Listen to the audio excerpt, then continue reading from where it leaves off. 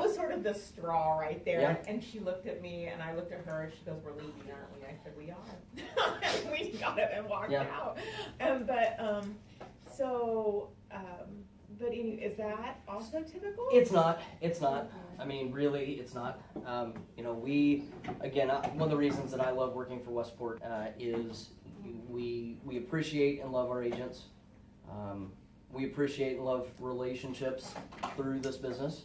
And I understand that there are times that, so my wife is a lender. She's not one of our preferred lenders at work. That stinks. That does stink. You know, we had a $1 million week in December, I think it was, and I was super excited. You know, selling over $1 million of real estate in a week. That was pretty cool. And she looked at me and was like, "So who got that?" I was like, John did. Did I just hear your balloon pop? Oh, totally. I was just like, oh, crap. Like, that was, man, that sucks. Let me ask you another question. Yeah. Okay, do we need to practice? Okay, now, I'm thinking, okay, I'm out blowing a gun, and sometimes I have some weird spheres of influence where I go way out, okay? And I'm thinking I'm in Westport community in Timbuktu, wherever that is. Do I need to practice Braxston loyalty? Yeah, as much as possible. Yeah, that'd be fantastic. To you, and you get credit. You get paid based on volume. Yep. Okay, so we need to, just like our clients practice loyalty with us, we need to practice loyalty. Yeah. with them. Yeah, for sure. Well, and I think too, you know, so not just with me, but you know, finding. I know that there's not always going to be a Westport product that fits your client. I mean, don't get me wrong. My average sales price when I was first selling was. The house I sold with you was like $90,000, so that didn't help my average. I think my average sale was like 160, 170, and you know, obviously right now that would probably be closer to 180, 190, maybe even closer to 200. If you compare the timeline. So there's not going to be everything that fits you all the time. It's not going to be. So it's so important to find those other builders and find those other reps. Again, I want you to come to a Westport community. That's, you know. And you just stand here on Thompson Road, right? Yep, Franklin and Thompson. Very close. Yep. So I know when I built my home, and like I'm new at this. Yeah. So you know when we're going to look at homes, new construction specifically, does price per square foot come into play? It does, just like any other transaction. So I think that's probably an important part of this too. There's really no difference between building a home with a production builder. I say production. I've got my own 3 classifications for builders. I'll get this out of the way. I still believe in tract homes. I believe that they're still building tract homes. In that, some of that negative connotation, tract home style. You know, they're the homes that are that super starting price point that they're throwing up and just selling. You've got production builders, and I feel like, you know, the production builders, you know, we are much more of a, that's where Westport falls, that's where your Fishers, that's where your Pulte, that's where a lot of the, you know, Cal Atlantic, those type of builders fall. And then you've got your custom. You've got 3 different tiers, and within each tier, you've got a different set of factors and things that are going to hurt you. We mentioned a builder a second ago. They are going to, we're kind of talking about the earnest money, because I'm trying to get kind of back to that a little bit. The earnest money for every builder is going to be different. With those tract home style builders, you're going to find more stipulations, more regulations, because you're dealing with first-time home buyers, first and foremost. With us, you're going to have a lot more relaxed type situations. Everything's in a contract, everything's binding. So if you've got a client that comes in and they're building a house for $250,000, my threshold for a certain amount of earnest money is $249,999. If you go above that, your earnest money goes up by $3,000 or $4,000. So if you're right at $250,000, I'm not going to charge you that extra $3,000 or $4,000. It's ridiculous. And our office will fight me on it, and I'm sure if they see this, they'll fight me on it. Let's edit this part out. Okay. But when it comes, it's just for the agents. Right, exactly. So when it comes to that, we're going to be able to help in every situation. You start dealing with an arbor, and they're going to say, "Look, no, this is the letter of the law. This is exactly what you have to do. It says you owe us $10,000 earnest money, and there's no ifs, ands, or buts. I'm over by $1. What do you mean I owe you another $4? Well, that's how it sets. So that's one of the nice parts about Westport. What was your original question? The next question you went to, because I had a segue from that. Price per square foot. Price per square foot. So any type of builder that you have, obviously you're dealing with price per square foot.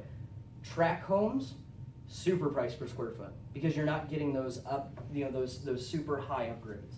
People aren't putting granite countertops in a track home. They're not putting them in a $150,000 house. If you can't afford to do it, it won't appraise, right? With us, still very much about price per square foot, and that's how actually I sell against other builders. I found that our square footage per our base pricing, so again, our price per square foot based on our base pricing, is as competitive with anybody else. If you get somebody into a builder, again, this talks about resale value and what you offer to the client. If they build a home that's an inferior product, say they're shopping around different builders, and price per square foot they're not focused on, and us as a salespeople aren't, they're looking at shiny and pretty and what they're getting. You'll find in 5 years, because they decided to go with a different builder, that after they've had this fail, this fail, and this fail, they're better off maybe spending a little bit more price per square foot, or at least venturing out there and figuring out what per square foot it actually is. So I had a client come in and he wanted to build with another builder, and I said, give me your price out sheet from that builder. Let me see everything that they put in, and let me give you apples to apples, because right now, everybody does their pricing different. Some inflate in certain areas and some don't. Right now, this is apples and oranges. You're looking at my base price, that's all you know, versus a full price out with this other builder.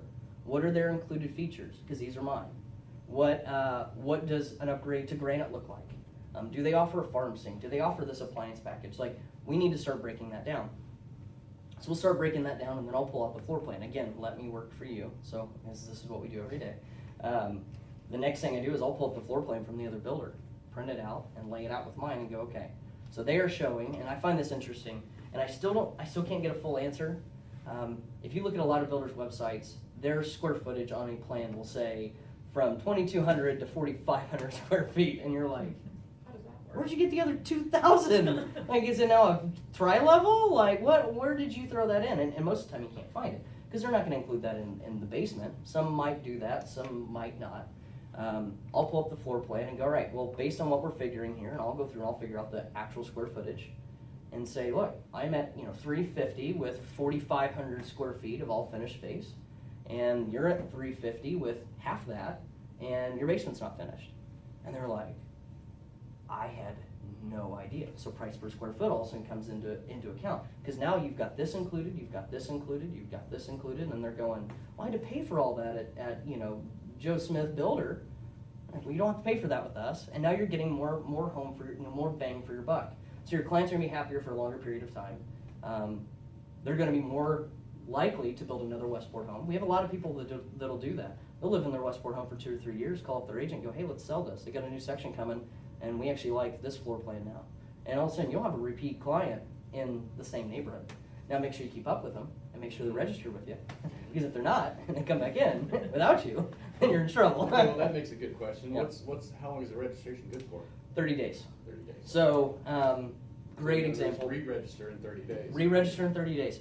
Here's a great example of a situation I had. And this really started my vendetta on registrations. I had a client who had come in, actually before I even started in New Bethel. He had met with my partner Jennifer multiple times, and we were able to give him a promotion.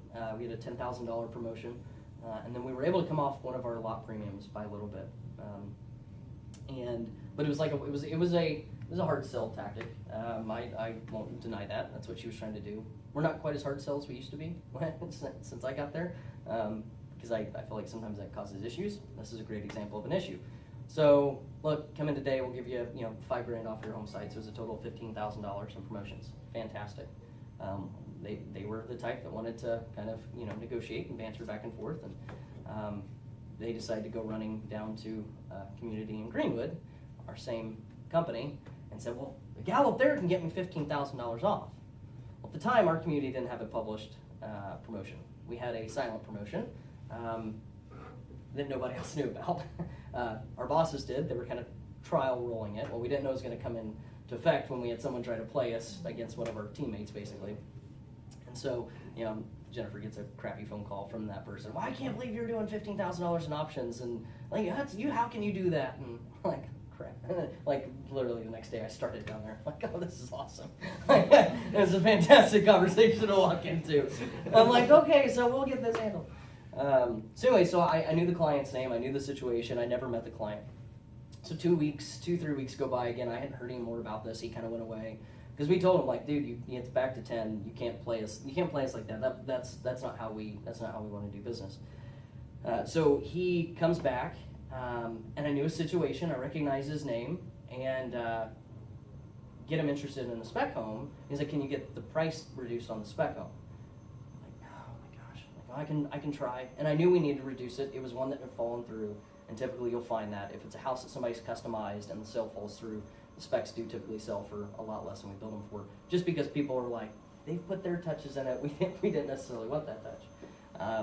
So I showed him that house, sent him an email, no agent registered. He did have on his registration sheet, which I've got a registration sheet around here somewhere. I wanted you guys to see. He had on his registration sheet, I'll let you guys look at this one. Thank you, sir. Yeah. He had on his registration sheet, there's a section there towards the bottom that says, are you working with an agent? And then it has the agent's name. And so he just checked yes that he had an agent. He didn't tell me who the agent was. So a week later, I am sitting in the office and this guy comes in and he says, hey, I'm representing XYZ client. Fantastic. He's like, hey, I know he's interested in that spec home. It's a 5-bedroom, accommodates his family. It's got a three-car garage, 3 baths. Like this is going to work out really well. He needs it to be at this price point. Totally understand. What can we do to get there? So I talked to the office and like, hey, well, we're getting ready to reduce it. Let him send me in an offer. Couldn't get him to send in the offer. I'm still dealing with the agent. Again, I'm not going to deal with the client. The client has kind of burned us already. But he obviously still wants a house, so if I can use that mediator, that's what you guys are there for, going to get paid for. So I've got him registered with this agent that comes in. Client comes in a couple days later, and this is like a month and a half long process. Client comes in, all right, this is the one I want to buy. It was a spec home. I got it reduced by like $5,000. Called the agent, called the buyer. Actually, I didn't even get a chance to call the buyer. He just comes in the day we lowered it. So it was very Weird. Coincidental, yeah, that he came in. I didn't have a chance to call him, and so we started going through the paperwork. And I get to the part where his agent is there, and he looks at the name. He goes, "That's not my real estate agent." And I was like, I mean, yeah. I don't know if I made that sound, but my stomach made a sound. I was like, are you kidding me right now? Like, what do you mean that's not your agent? This guy knows everything about you. He's the reason I got this reduced. Partly, we were going to reduce it anyways, but like he was part of the reason that I'm going, look, I've got a buyer at this price point. Let's get this thing dropped. He was procuring cause, right? He was procuring cause at that point because he came in, knew everything about the situation. Like he was his agent. Here's the problem. I did not meet the client and the agent in the same room at any point until, as I'm writing the contract, I say, that's the agent. I said, this is the agent you're using. He goes, I've only talked to him once. The rest of the story doesn't come out. He stops doing paperwork and goes, I need to think about this more. Oh. Fantastic. Okay, awesome. So I call the agent. He's like, well, I'll be down there. I was like, okay. He goes, well, he's trying to get me to give him money after closing, like basically him pay some of the commissions to the buyer. And first off, I'm like, that's crap. I've been an agent. Like, we work hard for that. That's right. But then they meet, and I noticed something that just seems odd. It was like they were just introduced to each other. And I'm like, okay, something is off here. So he comes in, they come back out into my office. Hey, look, we're going to keep working on this, but we're not doing anything today. Awesome. Thank you, agent. Thank you, client. Talk to you soon. Next day, I get a call. No, that night, I get a call. Says, hey, we want to set up an appointment for tomorrow. He wants to buy that house. Fantastic. This is the agent calling me. Set the appointment up for like 11 o'clock on a Saturday. Nobody shows up. So I call the agent. Hey, what's going on? Well, I can't get a hold of him. He's kind of gone MIA. I don't know what's going on. So I call the client. He doesn't answer. I get a phone call. Hey, this is so-and-so with such and such brokerage. hey, so I've got a client who you've been working with for a while, and he's ready to buy, I think it's a Campton, I think maybe, that you guys are selling. And I'm like, I go, is his name? And I get the client's name. He's like, yeah, why do you say it that way? And I go, and what's your name? And he gave me his name, and I go, and what brokerage are you with? Because it wasn't the same brokerage. And I go, we've got a problem. Like, we've got a problem. And so I laid it out for him. Come to find out, yeah, this client had been working with this agent that called me the second time, the second agent to call me. The problem is that the buyer knew somebody that knew this agent, who got the agent and the client connected over the phone. He told him the situation, procuring costs. Because he says, go advocate for me to this builder. Like, he gave a directive to this agent and said, go get this price lower. Go represent me. Go represent me. That's what he said. He didn't say it, but that's what he implied. It was an implied contract. It was a verbal implied contract in a lot of ways. So I said, look, I can't sell this house to you with the agent you want to use. I can't sell you this house with him on it. The other guy has to get paid. And the agent is just, he's livid. And I go, look, dude, I said, we've never met, and I want to do a deal with you so bad. He goes, well, is this really going to keep you, you're a commission too. Like, this is going to keep you from selling a house, and you want to get paid. And he was right. He was exactly right. Like, what did he say? And I'm going, yeah, dude. I want to go home and tell my wife, hey, I just sold a $300,000 house today. What was the buyer's issue with realtor number one? So realtor number one, they had never met. It was a friend's friend that was an agent, so they never met in person. He's like, look, this other guy had shown me a bunch of homes. Like, I can't say this for certain, but as much as what I was told, the client was trying to get commissions out of the agent after we paid him his 3%. He was trying to get money back from agent number one, Which is awful, violation. which is illegal. It's illegal. Yeah. According to the agent number two that's been working with him for a while, he didn't ask for anything. Now, I wonder if he did that so that agent would leave him, the first one, so he could buy the house. So I sent agent number two, I sent him an email and just said, and again, apologized. And I said, look, I hope you understand, where I'm coming from. So he calls me and we have a great conversation. I said, please call me next time you've got a client. And he's like, well, we've never even met. I go, here's why you should use me. I said, and this is going to sound really backwards right now. I gave up a sale for you, so you would get paid and I didn't lose my morals and my ethics and my integrity. You deserve to get paid on this. And I go, I don't care if you're recording this phone call or not, you deserve to get paid on this. Everything that you've shown me, you're his agent. The problem is that your client gave the other guy permission to come in and work for him. And I said, so here is the Baggy Builders Association of Greater Indianapolis, the Baggy and MyBor Realtor agreement on how registrations last. I didn't give him a date, didn't give him a number. I just said, here's that agreement, just so you know how this works. And in that agreement, it says that registrations are good for 30 days. They came back in 30 days and bought the house. But I was like, look, register your clients. Like, just register them, because this won't happen again. This won't happen. If you tell me from day one that you're working with this person, you're not going to get screwed out of money. Now, unless that client doesn't want to work with you, you'll have it. It happens.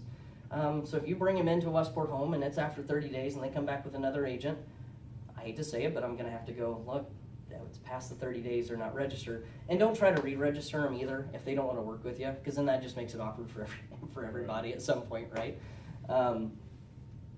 But we're not going to run into those issues if we get those registrations done. That was heartbreaking. Like, I went home and my wife was like, "Are you okay?" I was like, "No, I could throw up right now." So the registrations, do they have to be signed? They don't. Nope. Which is really nice. So it's very informal. So you can do this form, or you just send him an email. Yeah. That's what's really cool. Yeah. Send him an email. Have you seen that form yet? No. Rick, we show her that Yeah, form. I'll real copy quick. it. Yeah. Awesome. Thank you. Boy, I'll tell you what, that's the craziest thing I've ever heard. Yeah. Well, one of them. Yeah. I mean, You've had a few of your own, though. Yeah. On the builder that we were just talking about, Yeah. their form actually says it is not valid unless both parties sign it. So the builder that we just referenced, from what I understand of their pay scale with their consultants, is if there's not a realtor involved, they get more commission. Okay, but how can you fix that with dot loop? You scan the form in, and you get an electronic signature on them right away. Yes. Yeah, that's true. That's true. But just, I mean, across the board, Right. is that You know, something typical or not? I don't know. That's a really, really good question. I'd like to reach out to some of my builder friends and see how. I know they have a form that's probably similar to what we have, as far as being signed and certified, if you will. I mean, because honestly, I mean, you could screw agents out of commissions all day long. If you really want to go to procuring cause and thresholding and all that, you know, the formal terms. Yeah, no agent ever. I mean, I can't remember. I've probably had, out of my last 20 sales, I've probably had 2 agents actually threshold the client, bring them across the threshold in person. I was gonna say, I went and visited builders Yeah. in all the builders Yeah. in Plainfield, got plans. Yeah. I mean, my client, she hates the building process, knows that's probably what she's gonna have to do, and wants me to basically handle everything for her. Yeah. So. Well, and again, so going back to, you know, gaining a relationship with those reps, you know, you're not gonna have to. It's not going to be scary every single time. It's not gonna be a process where, as you're going into it, you're like, I don't know what I'm doing. I don't know who this person is on the other side. Are they gonna help me? Are they not gonna help me? Like, it's a simple process. I love new construction. Yeah. And I'll tell Me you too. another thing about new construction I like. Yeah. Is that when you start to talk about the tractor production. Yeah. You're showing existing, the market downturn put a lot of companies in those communities. And their rentals. Yeah. In brand new, no, Yeah. not at all. It's not. Yeah. So I think that's the thing that I just really drive home. We're gonna be going in and looking at this, well, let's go to new construction. Right. It is a later pay date, but on the other hand, if you really get into, Yeah. you know, new construction Yeah. and you like to watch everybody pick out all the fun Right, stuff, right, you know, right. and it's new, it Yeah. has warranties. Yeah. You know, so One of the things like that I love, the lady that trained me, I love her to death. She's over, you've probably met her, Dawn Henderson. She was in the Devonshire community that's there at Dan Jones and 200. It's a single family community. Dawn's big one, and I only heard her say it maybe 1 or 2 times to actual clients, but she always joked around with me is, you know, why would you buy a used home? I mean, it's got everybody else's fingernails in it. And I'm like, oh, Dawn! Oh. Like, she's like, That's well, pretty good. yeah, she's like, well, think about all the skin cells in the carpet too, and I'm like, oh my gosh, like, no, oh, geez, that's so gross. But I was gonna say, there's so much to that. It's so much to that. Because just like the client that I was talking about Yeah. with the 2 babies Yeah. and health, it's like, I'm a respiratory therapist Oh, wow. as well, and so that was my thing with her. It's like the respiratory problems Yeah. that these children are having. I mean, you know, you don't have, you know, pets or Right, things like right, that. right, And right, with right. new construction, you can sort of control Yeah, yeah. what your kids are exposed to. Well, and I think too, so, you know, first-time homebuyers are great to get into new construction. They're also the most scared to get into new construction. They've seen their parents buy existing homes over and over and over. You know, first-time homebuyers, you know, they're right now. I'd say first-time homebuyers are super, super young millennials. You know, I'm kind of a middle-aged millennial. They're super, super scared of that process. They haven't seen it, and when they did see it, they saw, you know, huge neighborhoods go out of business back when everything fell apart, right? What I try to educate first-time homebuyers is, look, when you put your percentage down, whether that's a 3% conventional product, which is the lowest you can go on a conventional, or a 3.5 FHA, or a 0 down VA, because we do work with a lot of VA. That's the money you're putting down. That's it. You're done. Now you might have to buy some furniture, and you have to buy some cleaning supplies and all that stuff. Same thing you have to do if you bought an existing home, but you're done. We bought a home 2 years ago before I came to Westport, because I probably would have built. But over 20% down, cost me $5,000 to paint the house, $5,000 to put in new carpet, another $4,000 to put in wood floors upstairs. I had 2 windows that started leaking. Had a kidney stone and the transmission went out in my truck. Like, all within like 6 months. Yeah. Yeah. Nice. I was cash poor. I'm like, what do I do now? And then another window starts leaking, and my truck's still not working. I'm like, oh my gosh, I'm a perfect candidate for new construction. Like, this is awesome. I can show you all my horror pictures. I can tell you all my horror stories. I can tell you how that when this is broken, I don't have the money to fix it. New construction, you're not gonna have that. Might your payment be a little bit higher? I mean, it's the same reason I got rid of my old truck for a new truck, right? Like, I was tired of, things that went bump while I'm driving. It scared the crap out of me. And I can't budget for $3 or $4 grand at a time. We got back from Mexico last year around this time. We got back and our furnace was out.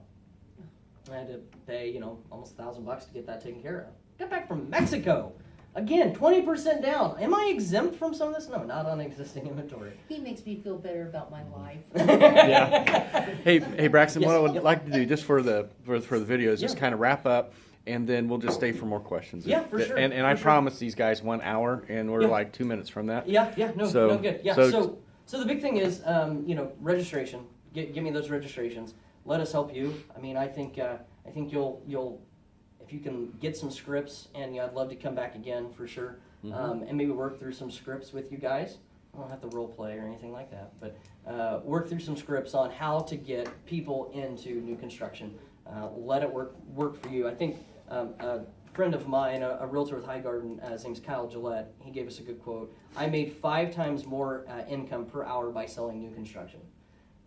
5 times per hour. Like that's insane. So I think we can make you guys a lot of money. I think we can be good partners. I think we're going to give you a product that you're proud to stand behind. And I think your commissions are you're going to see those increase by giving us a call, letting us work for your clients. So, but thank you guys for letting me come out. Yeah, and one more thing that you Yeah. made a point to me too Yeah. is when you have an existing construction buyer, existing inventory, and just say, hey, I want to add one more house in there for you. I got an idea for you. Go look at your 5 existing, and then drop by Braxton, and then see what they say. Finish it off with the best, and usually new construction, Yeah. that's going to be about your biggest wow factor. So, I love that arched doorway. yeah. Okay, so we're done. Say bye. Yeah. Bye. Thank you. Is your